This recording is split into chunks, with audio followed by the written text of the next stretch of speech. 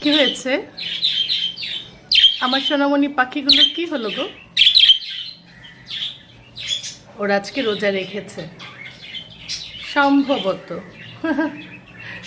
সেহরি উঠেছিল, সেহরি খেয়েছে, আজান দিয়েছে, তখন অনেক চিল্লাচিল্লি করেছে, তাই না আমার আরাবিয়ান?